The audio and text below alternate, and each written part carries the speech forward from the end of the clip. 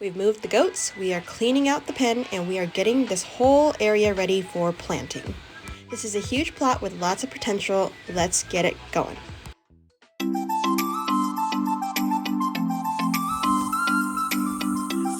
gotta stand tall. This plot right here is a different plot. It's right next to the goat pen, and Trey has planted clover down here and just watering them, and we can't wait for the clover to come up. This pen used to be for the girls, so the girl goats were in this half, and then we split it in half, and this front half, which you don't really see, was for the sheep. We're getting this whole pen cleaned up. We needed to pick up everything just so we are getting it ready for tilling, and this is a pile of wood that we're going to use for biochar later. We had the girl goats in this pen forever, since the time I remember we had goats. Now, since we're going to be moving them over to a larger pen, we are finally getting this plot ready, and it is fertilized. You can imagine how much fertilization has come about in this pen, and it's just going to be perfect for planting anything that we wanted to. We needed to remove a lot of things, such as the logs that the girls were jumping on and some shade cloth that needed to be taken out. We also had a few little huts that needed to be broken down as well. Now, once we've opened everything up, it's a huge plot. How big do you think this plot is? 36 by 70 roughly. And yeah, so we plan on growing all of our heavy feeders. So pretty much just like all our melons. Lots of watermelon. Yeah, lots of watermelon, cantaloupe, honeydew. This is one of the main pens the girls used for shelter. We made all of these huts by hand, of course, and it is time to take it down. Most of our structures are made of plywood and pallets that we had. We have tons of pallets laying around, so it is the perfect material to use for building any hut. Because we had this hut for so long, it was a little bit sad to take it down, but it is definitely refreshing and definitely needed. And for those of you who are wondering, the telephone poles were here when we purchased the home. The goat manure is really good, and the sheep manure is actually really high in phosphorus, and so it makes for really good for things that flower.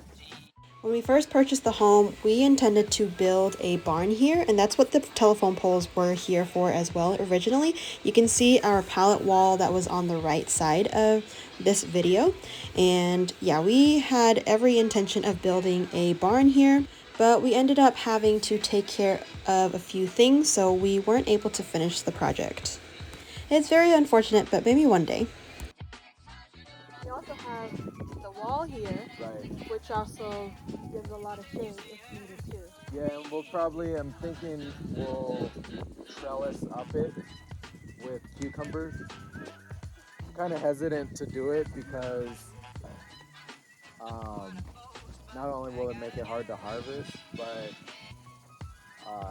it's really hard to get off at the end of the year. It's like kind of a struggle.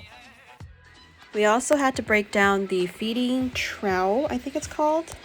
This, of course, was also hand-built. Check out all that hay that just fell out from feeding, from the girls eating. This makes for great compost. The boys were doing a lot of the heavy work. They were bringing all the pallets and the plywood to the back of the property, and they were so incredibly helpful as always. So still kind of hesitant on really what the next steps are. I don't want to till it yet either, because then the cats are going to come in here and it's soft for them and they're going to want to manure in it.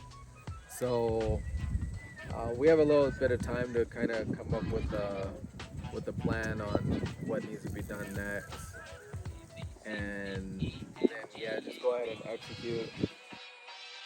These logs were used for the girls to jump up and down on, and they are quite heavy, as you can see.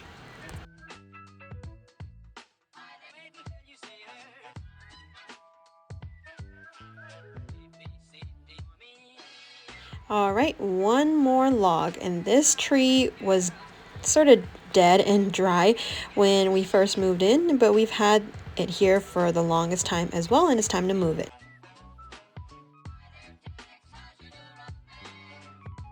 It took quite a few of us to pull this together, and because it was just so heavy, so we worked as a team. More than likely, we're going to chop this tree up for some firewood.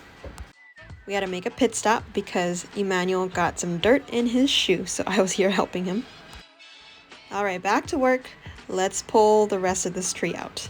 I'm not sure if I helped that much here. The boys definitely handled the bulk of the work. Isaiah and I helped out as much as possible. And we finally got it out. The watermelons don't need to be planted until like, mid-spring-ish.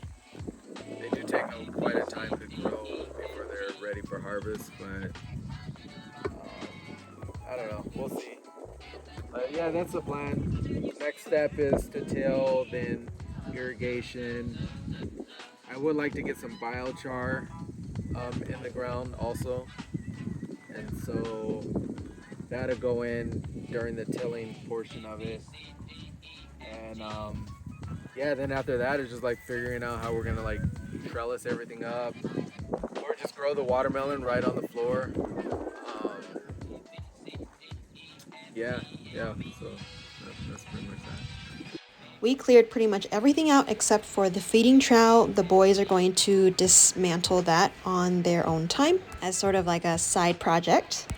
And voila, the perfect little plot for our watermelons. We cannot wait to share with you what this plot looks like once we've planted everything. Subscribe if you haven't. We will see you on the next one. Thank you for watching, guys. Bye.